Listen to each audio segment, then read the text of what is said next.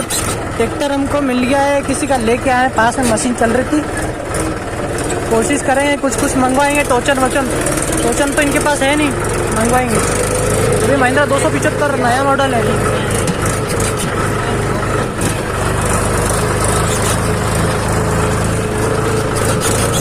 किसी के पास रस्सी तो टूट जाएगी, पर वायर जैसा, तार जैसा कुछ मंगवाना पड़ेगा टोचन।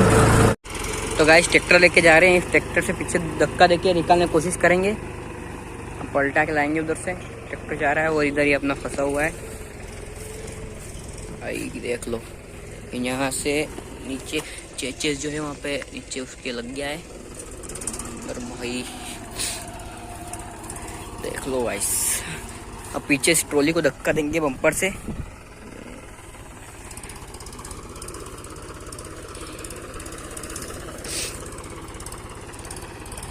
देखते रहना।